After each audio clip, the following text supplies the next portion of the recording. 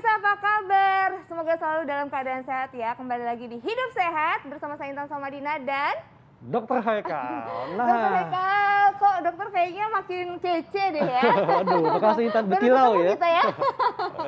Waduh, saya tadi lihat menu sarapan kayaknya saya agak salah nih. Kenapa? Karena saya sarapannya tadi makan bubur ayam sama kue tiaw goreng. Wah, double ya. Waduh. Dokter Haikal double karbon nih namanya. Iya. Tapi memang kadang-kadang kalau sarapan ini membuat kita lebih berenergi ya. Iya. Nah, biasanya nih kalau menu makan siang itu ikan sarden. Tapi kadang-kadang ada nggak ya orang yang sarapannya pakai ikan sarden? Itu dia dokter, kalau aku belum pernah sih sarapan Belum pakai pernah ikan ya? sarden. Kalau pakai yang ikan-ikan lainnya kayak tuna gitu pernah. Cuman sarden ini katanya banyak banget manfaatnya dokter Haikal. Betul. Dan ikan sarden ini ada yang segar dan ada yang kalengan. Nah, kita akan bahas nih apa saja kandungannya dan manfaatnya untuk tubuh kita. Namun, sebelumnya kita lihat dulu tayangannya berikut ini.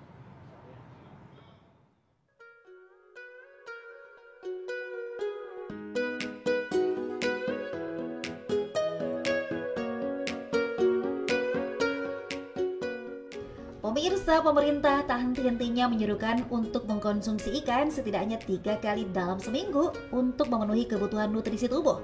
Terlebih, ikan adalah sumber protein yang baik dan bahkan diantaranya mengandung omega 3 yang baik untuk menjaga kesehatan jantung. Ikan sarden adalah salah satu jenis ikan yang banyak ditemukan di perairan Indonesia dan menjadi salah satu komoditas perikanan unggulan tanah air.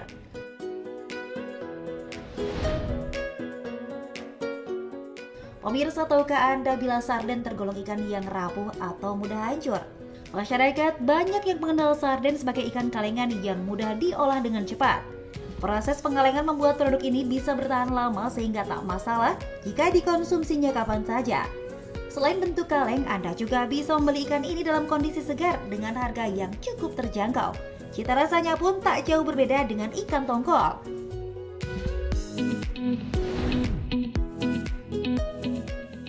Anda pasti penasaran bagaimana dengan kandungan nutrisi dari kedua jenis ikan sarden ini, baik kalengan atau segar. Mana yang lebih baik? Adakah efek negatif bila mengkonsumsi sarden kalengan terus-menerus? Lalu seperti apa pengolahan ikan sarden yang tepat untuk mendapatkan nutrisinya secara maksimal? Cari tahu jawabannya di Hidup Sehat berikut ini.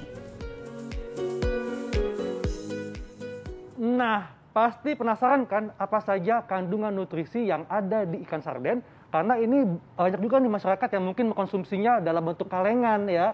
Tapi ternyata ada juga yang segar. Nah, untuk itu di tengah kita sudah ada Dr. Feni Nugraha, dokter gizi klinis. Pagi dok, apa kabar? Halo pagi dok. Halo pagi Sehat. dokter. Sehat Intan. Aduh kangen sama dokter Feni. Iya ya udah lama ya. Sibuk sekali dokter Feni. Nah dokter Feni ini di depan Iya. kita juga kan ini ada dua ya dokter Iya. jenis sarden. Ini yang segar, ini yang kaleng. Nah Betul. dokter sebenarnya kalau misalnya secara signifikan tuh perbedaan yang segar dengan yang kaleng ini yang perlu kita tahu atau apa sih dokter? Iya. Nah sebenarnya kalau dari kandungan zat gizinya ya kurang lebih sebenarnya hampir-hampir sama. Tapi mungkin kalau yang kaleng karena dia kan dilakukan proses kayak pemanasan, kemudian sterilisasi kemasan kaleng, itu biasanya mungkin ada beberapa kandungan zat gizi karena proses pemanasan yang tinggi itu biasanya ada yang berkurang. Salah satunya ada vitamin larut air. Dan juga mungkin kalau yang kaleng harus hati-hati karena kandungan garamnya cukup tinggi gitu Intan. Jadi harus hati-hati bagi penderita tekanan darah tinggi. Iya. Gitu. Karena garam ini juga berperan untuk mengawetkan dok ya. Iya betul sekali. Nah dok, ini cukup banyak dok ya. Masyarakat kan taunya ikan ini sehat ya. Ikan ini mengandung berbagai nutrisi untuk membuat tubuh kita tetap sehat. Nah, katanya dok ya, ada anggapan bahwa konsumsi ikan sarden ini membantu menurunkan kolesterol. Ini fakta atau mitos? Ini fakta pasti dok. Oh, fakta. Iya, jadi semua macam ikan, salah satunya ikan sarden, dia mengandung tinggi akan omega 3. Ya, jadi ikan sarden ini termasuk ikan berlemak. Nah, lemaknya itu lemak yang sehat. Jadi si omega 3 yang ada di dalam ikan sarden ini membantu menurunkan kadar kolesterol yang jahat atau LDL, meningkatkan kadar kolesterol yang baik atau HDL gitu. Juga sangat baik ketika kita konsumsi untuk fungsi pembuluh darah dan jantung. Gitu. Oke. Itu juga termasuk untuk yang kalengan dok? Nah, yang kalengan juga iya di dalamnya mengandung sama lemak. Dan sekarang yang kalengan mungkin ada yang dicampur dengan minyak ya. bandingkan dengan minyak olive gitu. Jadi difortifikasi dok, ditambah zat gizinya ya? Iya, ditambah.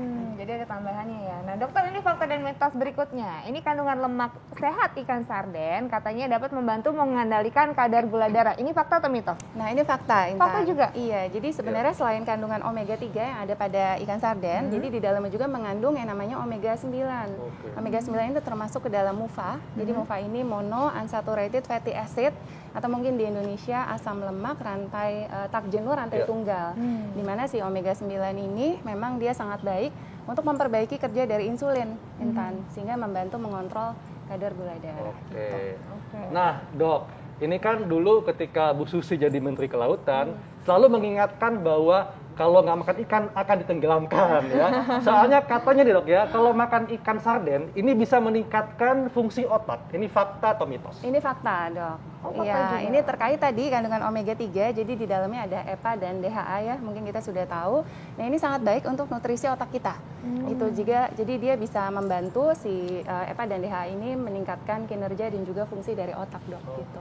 Oke, nah dokter, ini juga banyak banget fakta dan mitos yang beredar di luar dokter. Katanya kalau kita rutin konsumsi ikan salmon dapat mencegah peradangan. Ini fakta atau mitos? Tapi jangan dijawab dulu dokter. Nanti kita temukan jawabannya sesaat lagi, tetap di Hidup Hidup Sehat. Sehat.